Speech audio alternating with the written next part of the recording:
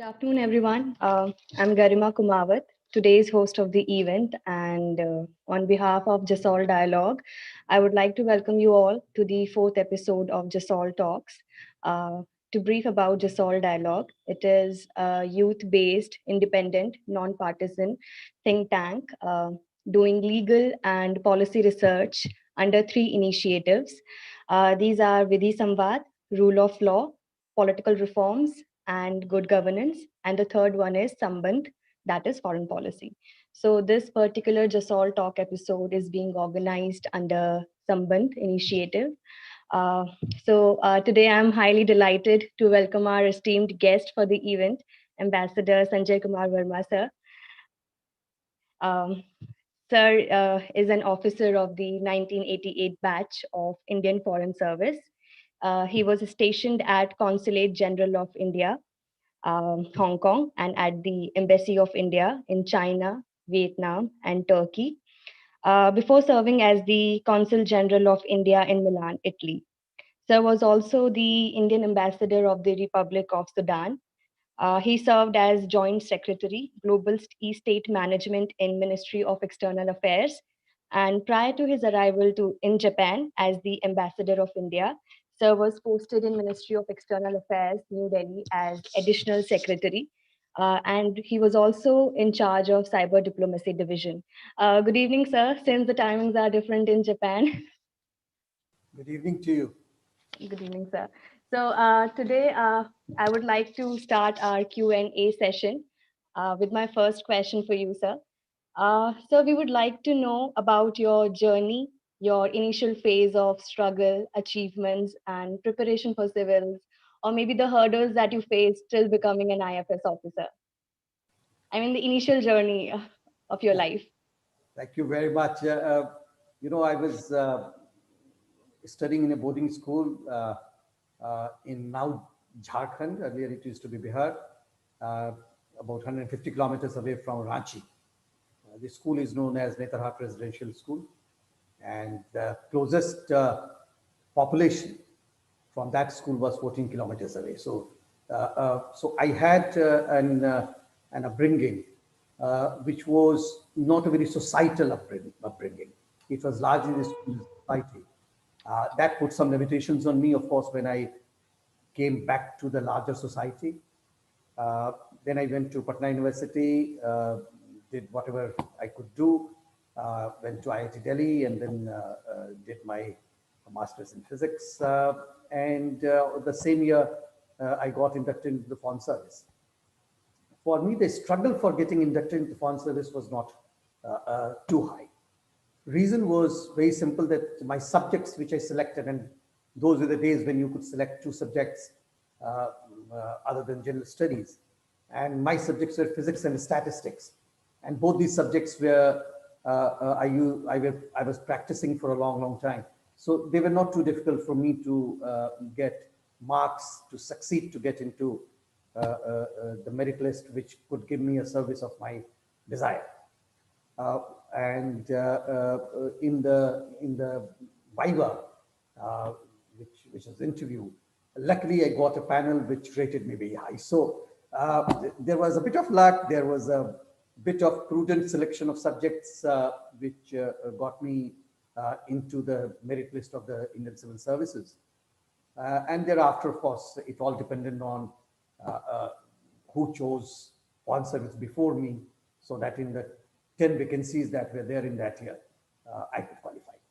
And that is how I became a trainee Foreign Service officer. After that, we had to undergo a full set of trainings, starting from Mussoorie in the Lal Bahadur Shastri National Academy of Administration. Uh, we do that only for the foundation course, so it's about 3 months. And then by then, the Foreign Service Training Institute, that was known as that time FSTI, had already been created for providing specialized training to the Foreign Service officers. And then I joined that, wherein I was introduced to various diplomatic skill sets, various diplomatic practices, and how to define national interests, and how national interests could be different in different countries, etc. and thereafter taking it forward as a future diplomat. So there, initial years, there were a lot of struggle because you go to a foreign country where probably you don't know the culture of, or you're not trained very well in the communication in that society. So it's not very easy. Initial years, there is a lot of struggle. Once uh, an officer trainee starts understanding the culture of the country where he or she is assigned, it becomes that much easier. I will Right, not sir. talk about the achievements now. Okay. Um, so my next question for you is, when did you decide that you want to join foreign services? I mean, what inspired you to choose this field, and or did you had any other ambition because you have done you're from IIT Delhi, so maybe you had another ambition. So what prompted you to join this service? I had another ambition. So you have very rightly pointed it out.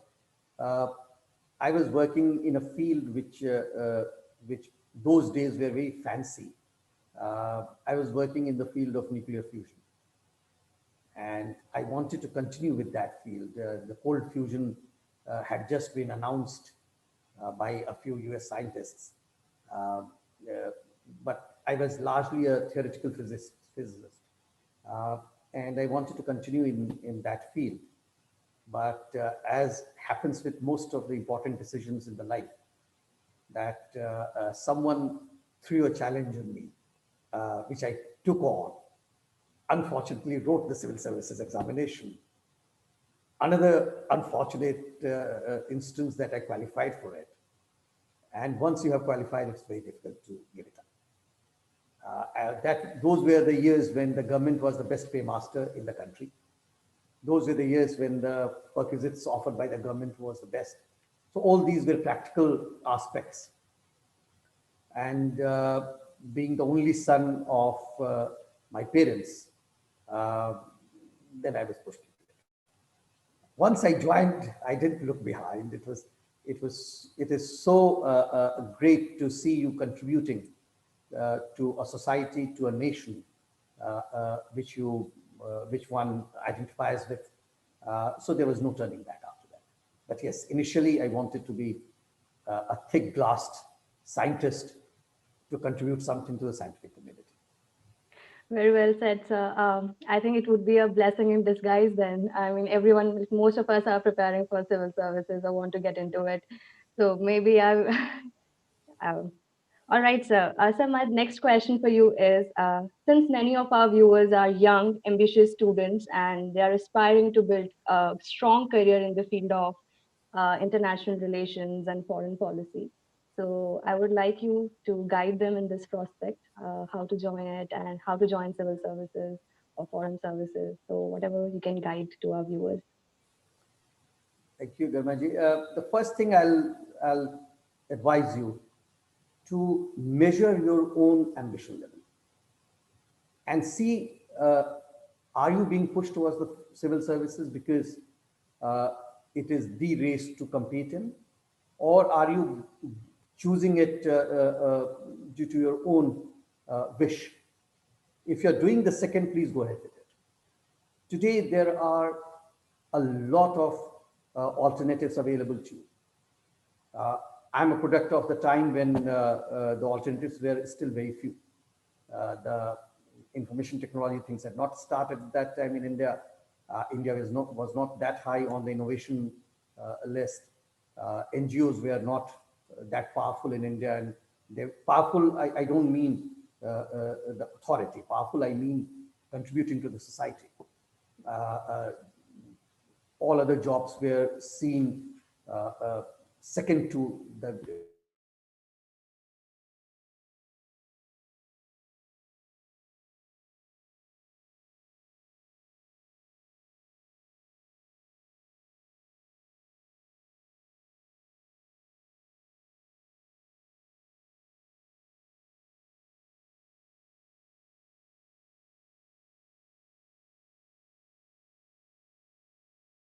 acknowledged. It is not always essential to be ahead to join Indian Foreign Service. in order to pursue their interest in international relations, uh, you will you will face a few surprises. Now, let me mention you the surprises first. Today's diplomatic service all over the world requires a lot of specializations, and mind you, these relations are not especially in the international relations. Many of them are in medicine, law, international law. They could be in the population sciences. They could be in sports disciplines. They could be in physics. They could be in chemistry. They could be biotechnology. So today, diplomacy is defined by various verticals, which are specialized verticals. Most other things one learns on the job. As far as international relations are concerned, they give you a perspective. So they give you a perspective of what happened in the past and how were they defined, or how were they explained. But it still doesn't prepare you for the future. So let me give you an example. Climate change, a big issue in the international relations. No study of international relations or political science will prepare you for discussions or negotiations on climate change issues. No study of international relations or political science will prepare you for WTO trade negotiations. But all these today are an integral part of diplomacy. It doesn't matter which country you belong to. So therefore, while studying international relations or political science or whatever subject you are studying, it's extremely important for you to also start focusing on one specialized area, which would remain relevant to the diplomacy for coming years to come, so that you remain relevant to diplomacy. What happens when you are a diplomat is that it is your credibility and knowledge which is valued, nothing else. So if I'm an ambassador and I do not know the specialized fields that I should know, I would have lost my credibility, and thereafter no one even comes to you. But if you really want to remain relevant, you'll have to remain very present, which means you should know the things what are happening now. That is very important. But also the logic to define the things which are happening and what would happen in the future. Many of these things might require you to extrapolate. You might need to collect the statistical data, draw a curve, do the extrapolation, and then come back. That, look, my extrapolation says this, whether it is COVID or anything else. You look at the COVID diplomacy. COVID diplomacy has got nothing to do with international relations. It has got a lot of things to do with understanding how the vaccine is developed. It has got a lot of things to understand as to how does the society work, how does the economy work in a society. When there are constraints and restrictions applied to a society which was otherwise free and independent, what happens in that case? So, in a way, if I can look at it, it becomes a game theory. It becomes a operations research theory to maximize the benefit while minimizing the constraints. So international relations studying is a good thing. It does help you in graduating the exam, but please also have at least one passion which will remain relevant for next decade or 2 decades, wherein you will be able to contribute more and count yourself as relevant, and others will count you as relevant to the diplomatic community. That's right. So you have rightly mentioned about the interdisciplinary approach of the subject, and one cannot specifically focus on the term international relations, but it has got wider dimensions too. So, sir, carrying forward this topic ahead, so the discipline of international relations and foreign policy and diplomacy had got wide scope and opportunities, and since everyone who aspire to be in Indian foreign services cannot get through this examination because of the limited seats available. So, what are other underlying opportunities nationally or internationally available to those who have graduated or maybe post-graduated or maybe doing their PhD research? So, can you throw light on that opportunities? As I told you earlier, that in order to practice international relations, you need not be a diplomat. There are other ways of doing it. Let us take the example of Japan. there are about 30% ambassadors from other countries in Japan who are not career diplomats. They are from an area of expertise where they have excelled. So if I'm a gardener, I would like to be the best gardener the world has ever seen. Only then I will be recognized. Same thing is true with education and academics. So if you are an expert in international relations, a student of international relations, try to be the best student possible of international relations. If you are doing your research in international relations, try to do the best research possible in international relations so that you are counted. The main purpose is to get counted. Once you are counted, then the entire world is your canvas. So if you talk to, Commander Bhaskaran, if you talk to Raja Mohan, if you talk to all these, great personality, many of them were just journalists.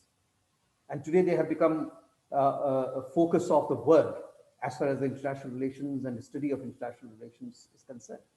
So my first advice will be the best in the field you are in. Second thing would be contemporary. So understand what are the present issues in the world and then try to philosophize, try to find out-of-box solutions for them, try to do research which are well sort of evidenced for a particular theory that you come out with. This will be very, very important. Moving ahead, because everyone needs to earn a livelihood. So you cannot just remain an independent researcher and not earn the livelihood. So look at the mushrooming number of think tanks which are there in the world.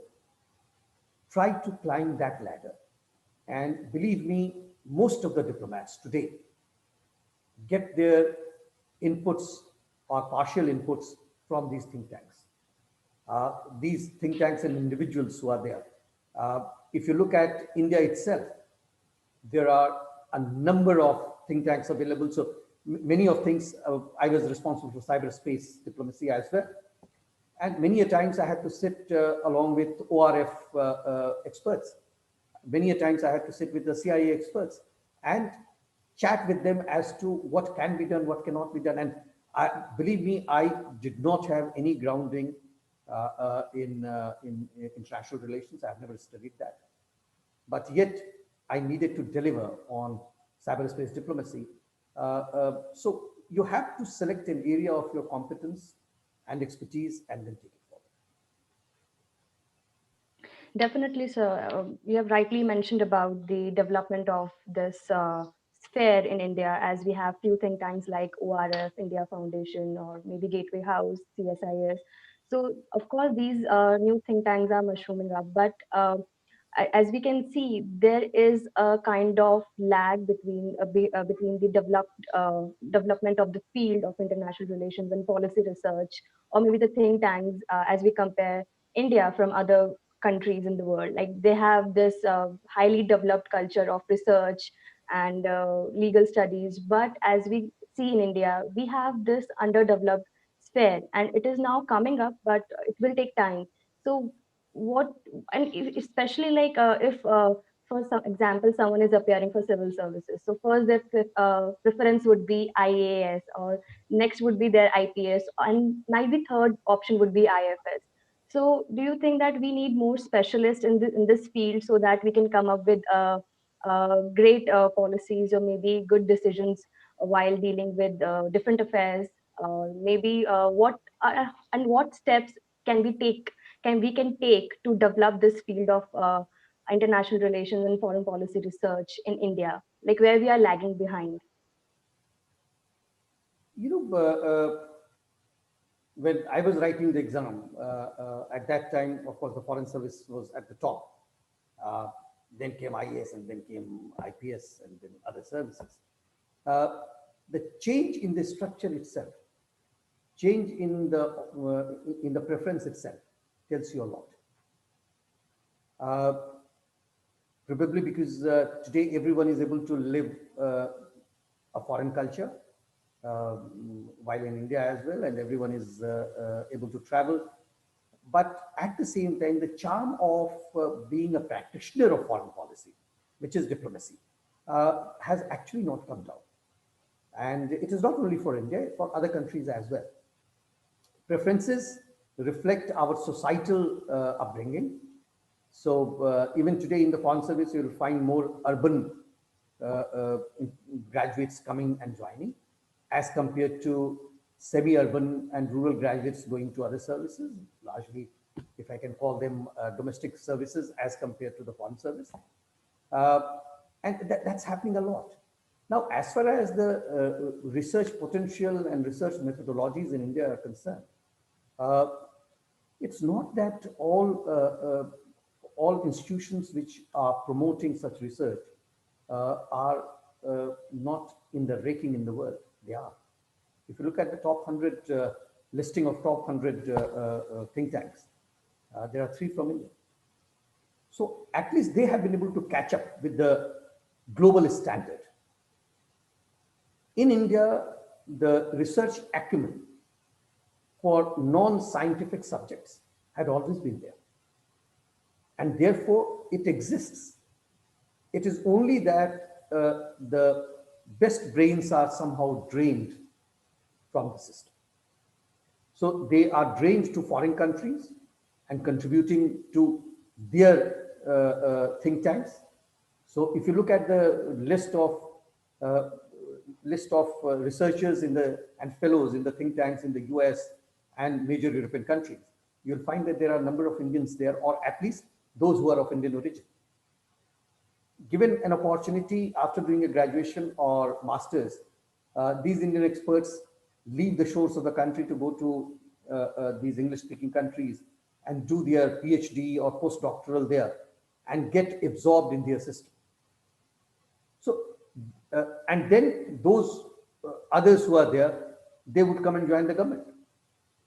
So what is happening is that there is a lot of drain from the expertise that we have in the pool. And then those who are left behind probably may not be that good in the research methodology.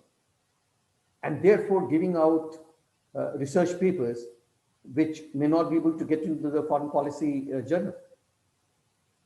So I will see it from that perspective. When you look at the US think tanks or many of the European think tanks or Japanese think tanks for that purpose, they do not run after the foreign think tanks because their think tanks are good enough, but think tanks are as good as the experts who are working there. So therefore, a think tank by its name cannot be good or bad. It earns its credentials from the people who are working in the think tank. So first thing, which is extremely important, is the human capital. If you are able to develop the human capital in your kind of situation, say if your talks are able to develop a good set of human capital, probably they will be the one who will give this dialogue a good name. And then anyone who joins later is identified by not by his or her name, but by the name of the dialogue or the think tank that he or she is looking at. Absolutely, sir. So, do you think that the links between university and think tank should be developed more because universities are the place where brains can be developed, or maybe the human capital can be in initial phase can be developed. Um, Absolutely. The main problem with many countries, including India, is that in the scientific research or in the research of products innovations, we do not have a very good channel between the industry and the research organizations, uh, which doesn't make our products viable. Same thing is true for humanities and fields like international relations.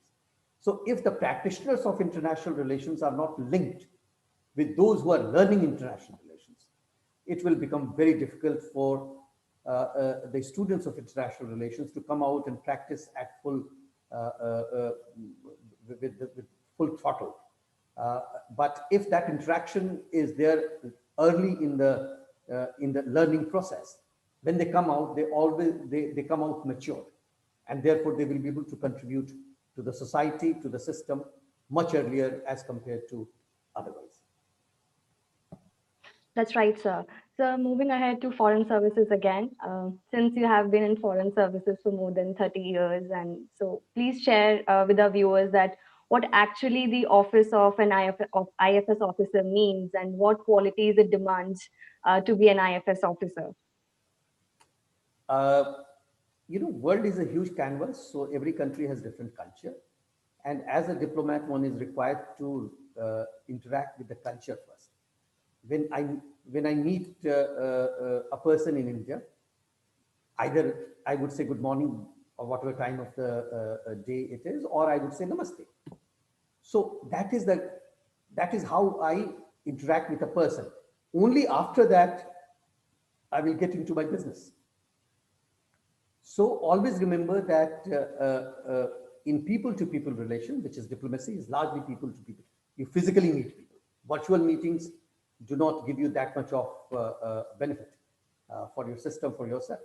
So when you are doing physical interactions, you need to follow a culture. So when I go to meet a Japanese official, the first thing is to bow down. That is the Japanese culture. So first you interact with the culture and then actually you interact with the expertise or intellect of the person you are meeting. So the first thing in diplomacy which has to be kept in mind is the culture. So try to learn about the culture of the world. Do not get confused that the MTV culture is the culture of the world. Do not get confused that the culture in Bangalore, Chennai is the same as the culture in New Delhi. So you have to nuance your approach towards a culture depending on what is your own study of the culture. So culture becomes extremely important. A foreign service officer joins at the level of third secretary after doing his or her training in India. And that is the time when he or she would first undertake a study of a language.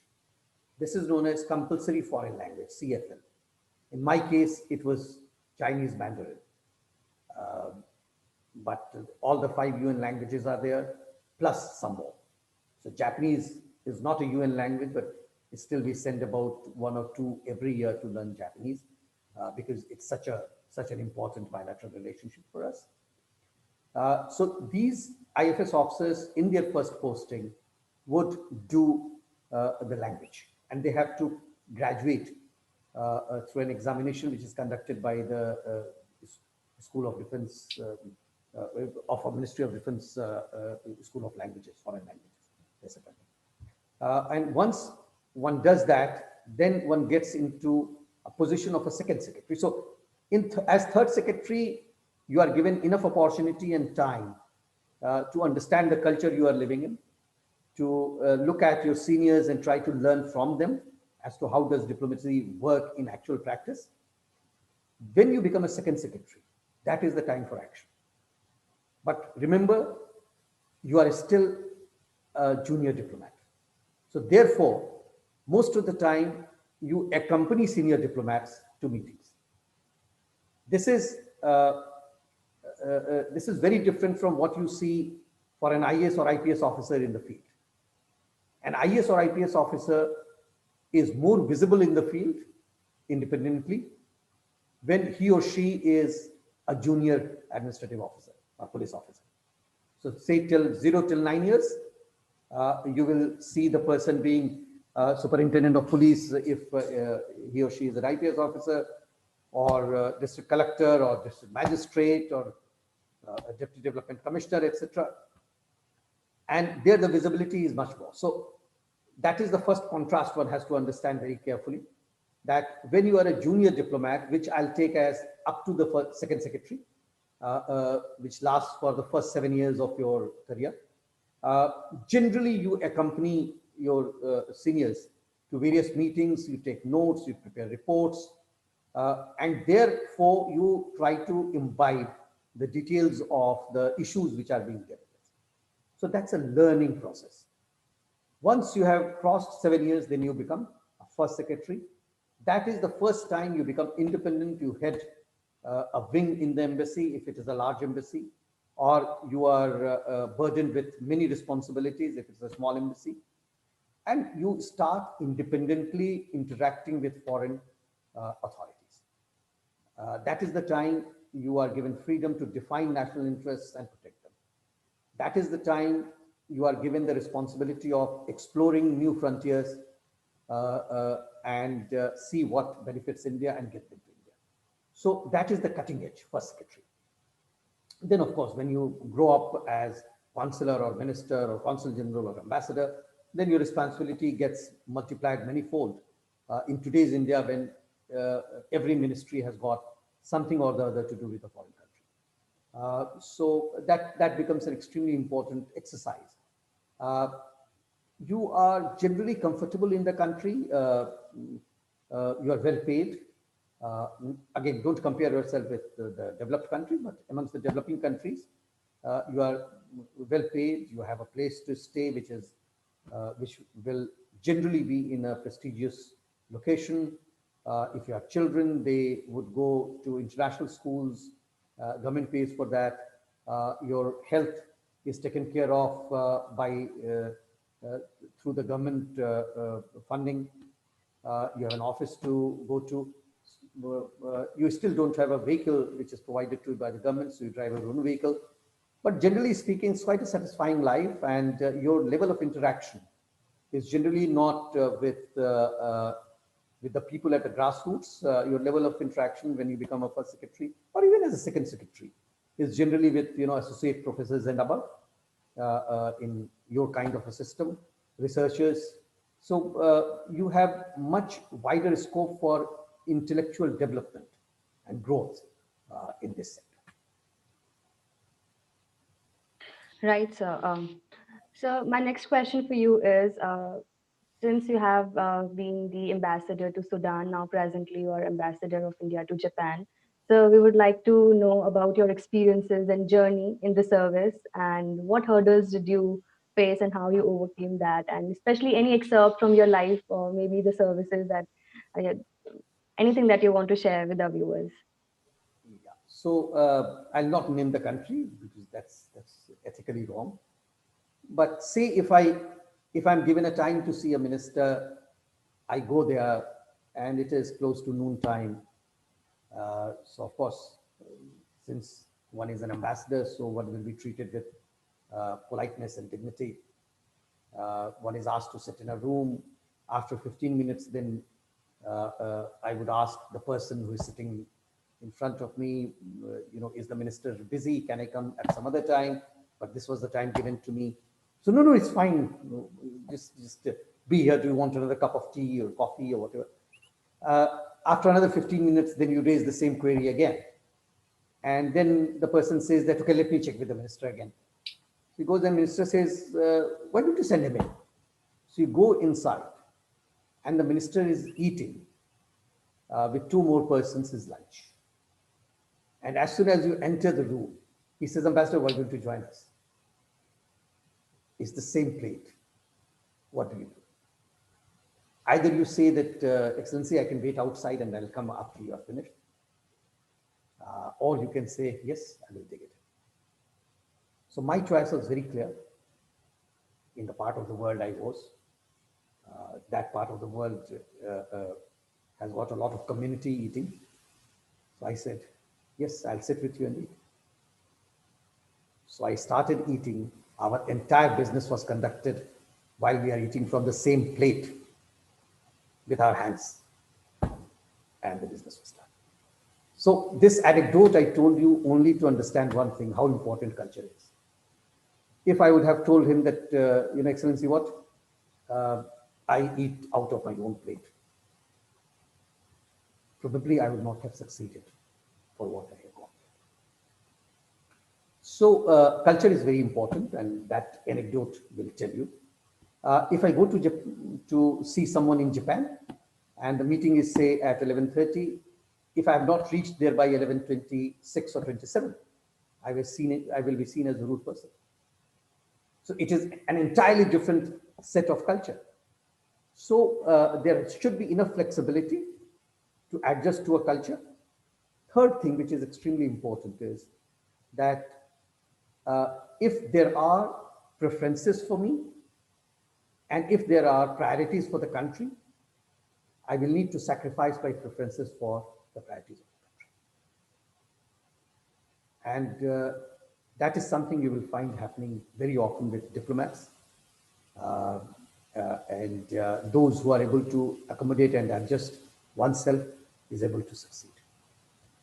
Successes, it's very difficult to coin successes or achievements as you had asked in the first question. Uh, I would rather say convergence with what I'm required to do. And there I have seen that again, I will not call it an expertise, but my passion for cyberspace precedes me. And wherever I go, if there is a slight connect with cyberspace, my next 15 minutes is spent on cyberspace. And if I'm able to convince the person on the other side of the table, I have made him a friend for life. And thereafter, the conversation becomes much easier with that particular gentleman or lady in future. So that I would say I would count as again not a success, but as something I was sent here to deliver, and I will have delivered. Someone else can count it a success, but I generally do not. Similarly, there are other areas where Indian diplomats are seen cut above others, and that is the hospitality. So we do host a lot of dinners and lunches, and people generally think that it is for drinking alcohol and having a good time, but it is not. Every lunch or dinner that is hosted by ambassador or any other diplomat has got an objective to achieve. And that objective is achieved through the conversation during that dinner or lunch in a way that you do not offend your guests. Or you initiate topics which you would like to discuss with them at a later stage. So all these things are done with an objective in mind, and that objective must coincide or converge with the national interests you have in that particular country. So a lot of things happen in that garb, and Indian diplomats are seen, as I told you, cut above many other diplomatic colleagues from other countries in hospitality. Then also comes a people-to-people relationship, soft power, which are extremely important in countries where soft powers are respected. In a country like Japan, where soft power is respected a lot. So what is your cultural outreach? What is your university outreach? What is your, if I'm here with my wife, so if my wife is organizing an event wherein she will talk about the saris of India or festivals of India and try to drape Japanese ladies in saris, these are seen as huge successes because you have been able to make friends in the society you live in. So all these could be counted as successes or convergence with the Indian national interest. Very well, sir. Sir, since now you are ambassador of India to Japan, I have few questions related to Indo-Japan ties. So it would be great that if you can throw some insight on those issues. So my question regarding this is that during pandemic, the global value chains and industries started moving out of China and of countries like Japan and South Korea, and they started exploring countries of Southeast Asia, and it brought huge opportunities for India too, since we have relaxed our FDI norms. But when we see the statistics, we saw the decline in FDI from Japan. So, what can be the reason that, in spite of relaxing the FDI norms, that there were less investment during pandemic period? Okay, let me first of all tell you that the premise that we work on, that industries are moving out of China, is incorrect. They are not. They are diversifying, which means that they stay in China, but they also look at other baskets to put their eggs in. So largely it is the process of diversification of investment so that supply chain gets diversified. but supply chains are not being removed from China. So that's the first thing which I wanted to sort of reflect on. Second thing, which all of us need to understand very well, is that out of 124 companies so far from Japan, I can talk of Japan only, not South Korea, so no experience of that country. But 124 countries which got approved for diversification out of China, 57 have come to Japan. So again, it's wrong to think that they will not come back to Japan and they will only go to Southeast Asia or India. There are only 30 countries which have preferred to go outside Japan. And I'm talking about this year, earlier years.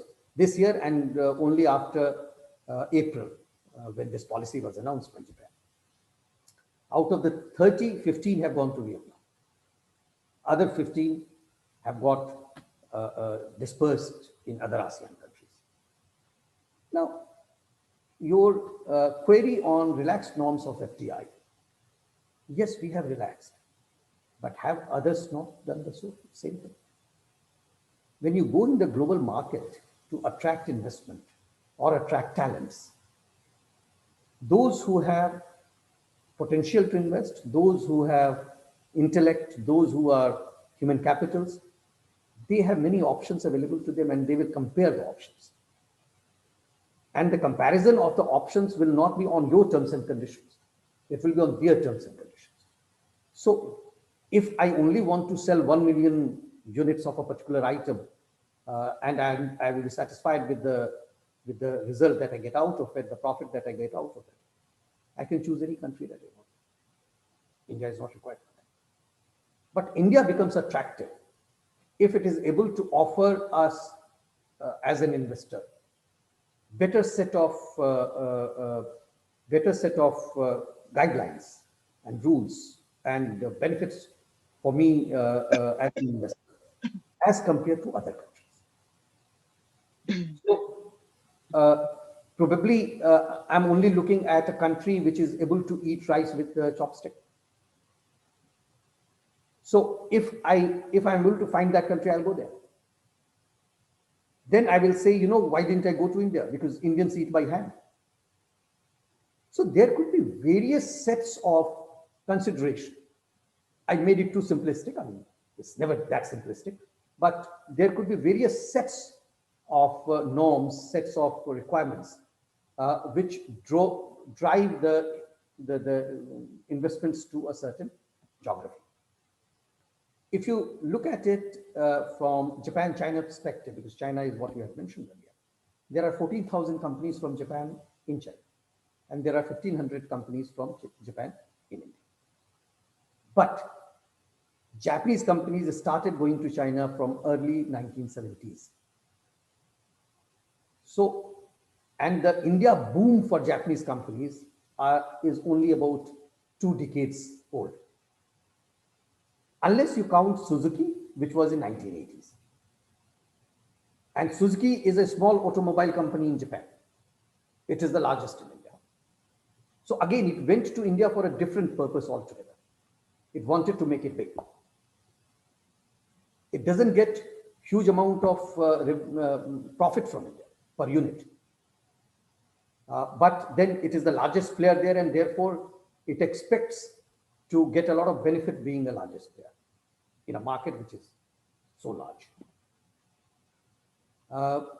So investment diversification is one part which I wanted to tell you. Second part is that we need to be comparable to those destinations, and not only from the regulatory framework, don't get me wrong. Even chopstick and rice, even the kind of fish that we eat, the language that we speak, our ability to learn Japanese for a Japanese company, our ability to be to follow a Japanese kind of discipline. So there are so many elements to an investment which are cultural as compared to just the economic reasons. If I just want to make profit economically, probably I'll take that swath of money, put it in the stock market, take it out of 3 days where I have earned the profit. So what is my final objective of achieving the profit, revenue, developing capacity in the country? Many companies are just going to another geography to develop capacity there. Many companies are going to develop a market there, which they may or may not be able to utilize. Look at, again, I will not name the company, but look at a very large automotive company in India. What are they doing? They have realized that due to the COVID, Indian buyers are not buying cars in enough numbers. So they have created an instrument to give credit to the potential Indian buyers for that car as well. So they have become not only automotive company, they have also become a financing company. So many a times these things keep evolving. Very recently, two of the largest Japanese companies have got government of Japan help to further expand their footprints in India by investment, and that was in the news. But look at the other side now. So this was all industries and industries. Look at the recent loans which JBIC has given, one to State Bank of India and another to NTPC. These are huge amounts of money, close to about $750 million. So probably the objective of JBIC is different there. Get my point? So it is not always we would like to see more investment, direct investment in the industry so that it can generate employment in India, which may or may not be the objective for the Japanese companies to invest in India. That is our responsibility to create more employment, to have a social good created, etc. So therefore, the investment patterns will be different. But there is nothing to nothing to sneeze at. Reason is very simple, that Japan is the fourth largest investor in India. So it is not a small investor. And who are the top two investors? Mauritius and Singapore. We know it very well that they are not the real investors. So many of Japanese investments are being syndicated in Singapore. And through that syndication, it comes to India. So actually, Japan could be either the largest investor in India or second largest investor in India. US is not the largest investor in India. UK is not the largest investor in India. Canada is not, Australia is not. So between Japan and Netherlands, if we take the syndication approach, then probably Japan is the largest investor in India. So that is what I was trying to tell, that even after this much of data collection and study, Japan could still be the largest investor. Now look at the other point, which we are missing out. Mumbai-Ahmedabad high-speed railways. It's such a huge project. It is a project which will cost close to about $25 billion or even more. So out of this $25 billion, the majority chunk is coming from Japan at an extremely affordable repayment rate with 15 years, of moratorium. So these things are also to be counted, because the interest of Japan in India is not merely creating capital and wealth for the companies. It is also to create wealth in India for Indians. And that is what this project shows. Finally, before I end responding to this question, Japan is one of the largest ODA suppliers to the world, official development assistance. India is the largest recipient of Japanese ODA. What does it tell you? It tells you that Japan wants India to develop capacities. It may help Japan in the long run, it may not help. But it does want to help India to develop capacity. It does want India to help develop infrastructure, because most of the ODA has gone to infrastructure. clean drinking water, waste management, environment. These areas are no industries. So therefore, it is very important to understand the overall environment of investment and not merely look at it from the point of view of corporate revenue and corporate profits. Very well, sir. We got so many information from one single question, and we had so many questions also, but we are running out of time. So I'll end this Q&A session here. And thank you very much, sir, for sharing your experiences and guiding our viewers. Thank you very much, sir. And now I would like to ask Mr. Abhimanyu Arya to deliver a vote of thanks. Thank Thank you, ma'am. So, very warm, graceful afternoon to His Excellency Mr. Sanjay Kumar Verma, all the members present here. It's my privilege to propose a vote of thanks and acknowledge the contribution of all those people who are present here. I, on behalf of Just Soul Dialogue and our associate partner, Just Corpus, would extend my sincere thanks to His Excellency Mr. Sanjay Kumar Verma for making this session a resounding success. I would also like to thank Garima ma'am for her efforts for anchoring this session. And last but not the least, I would also like to thank Just Soul Dialogue and Just Corpus for making this session a success and for adding valuable information for all people who aspire to join the foreign services and to take enduring steps ahead in future. Thank you very much.